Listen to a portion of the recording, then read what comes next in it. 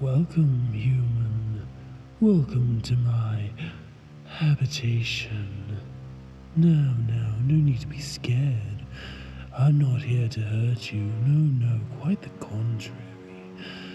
You see, I was tasked with appearing to you, and I am a headless horseman. Do you know what seeing us is supposed to mean? That's right, my pretty. Death. We are supposed to symbolize to those who see us that they will die fairly soon. You, my dear, were supposed to die soon.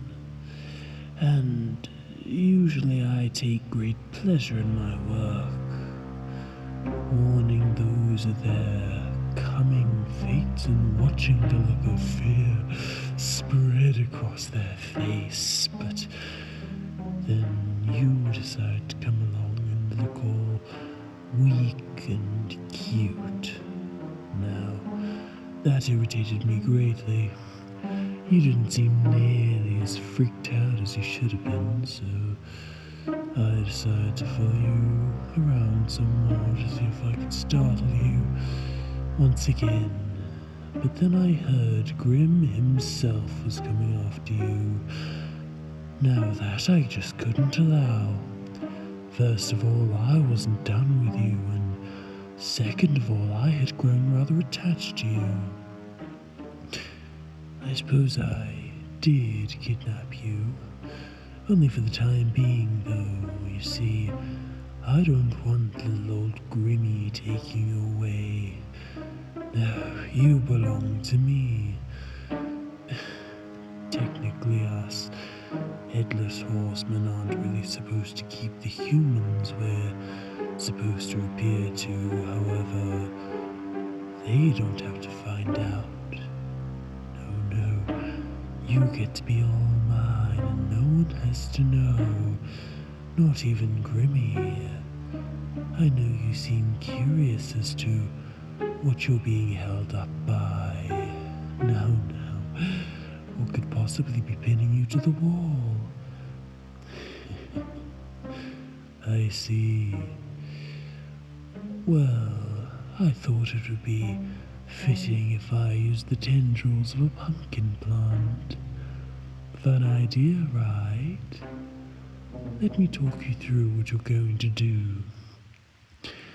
You, my pretty, are going to hush and keep quiet. You get the pleasure of staying down here with me. You could have ended up in a much worse position, with a much worse fate than me. If Grimmy had got to you, do you know what they would have done? With a quick slice of his scythe, he would have harvested your soul. You would be dead, basically. I do believe they had it so your house would catch fire in an accident, and you would burn at the mercy of the flames. And once you die, all they need to do is slice, and your soul is theirs. Not a pleasant way to go, yes, but now, down here I can keep you alive as long as I like. As long as I keep an eye on you and make sure Grim doesn't find you here, we won't have an issue. You want to stay alive? Listen to me. Now, of course, being with me does include allowing me to scare you. Of course, you don't really have a choice, but that's part of the fun. For me. Hush now. No need to scream simply because I'm coming closer.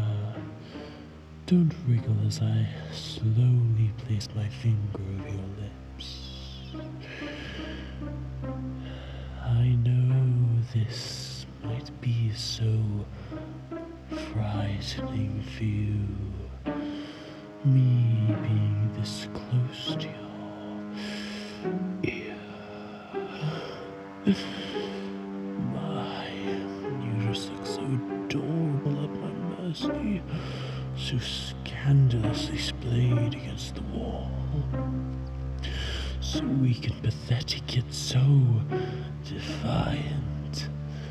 How charming.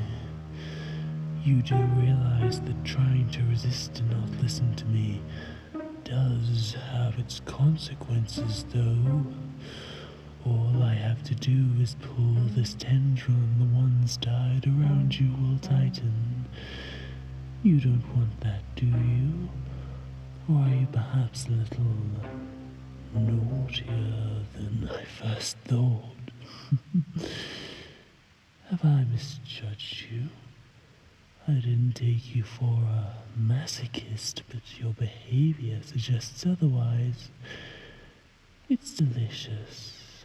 Perhaps you and I will end up having more fun than I first thought. Yes, so? You want to ask me something? Well, I could answer your question, however, I would rather you take that mean look off your face first. That's hardly appropriate when you are trying to ask me for something. That's better. Now I'm much more willing to answer your request. So, you want to know how I got like this? How I became like I am? Well, okay then. Believe it or not, I used to be human. Yes, almost like you. I was young when it happened, a young man. I got caught stealing pumpkins from a rich person. I might have gotten away with it, or even gotten away with just being branded. However, I had foolishly passed by their stables and saw them having an affair. They were married, but apparently their spouse just wasn't satisfying them enough. However, their nobility meant they would be heavily affected if someone were to find out about their infidelity. They would be looked down upon by society. Dishonorable scum. So they demanded I be executed instead. Being rich, unfortunately, means a lot of power, so the law didn't care what type of crime I committed. With enough money, even the smallest penny in the wrong direction could mean severe punishment for anyone. To humiliate me, they suggested to make me wear a pumpkin on my head with a silly face carved onto it. One of the ones I'd stolen, to show the people why I was worthy for the axe. I wore it both before and after my neck was cut. This is why I came back.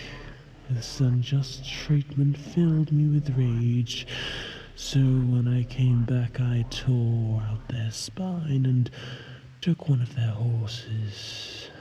Then I got a job, and now I warn people of an upcoming death. If you're curious, yes, this bony whip by my side is what happened to the spine from the story. Would you like to touch it? Of course, I made a few alterations here and there, but you can still clearly see what it used to be. You look rather displeased. You should see it when I use it on someone. The screams are delightful. It's amazing how such a simple contraption can cause such a reaction. I know you're thinking as well, headless horsemen are supposed to not have a head. However, in my case, I simply carry my head where it's supposed to be. However, I can remove it with ease. Personally, I prefer to wear my head as a normal being would. I suppose I am a little different to the horseman, but it just means I'm less likely to lose it. You know what? I have a feeling this is going to be fun. I suppose I am rather looking forward to seeing what happens with us as we get to know each other. Who knows? You might even end up liking me.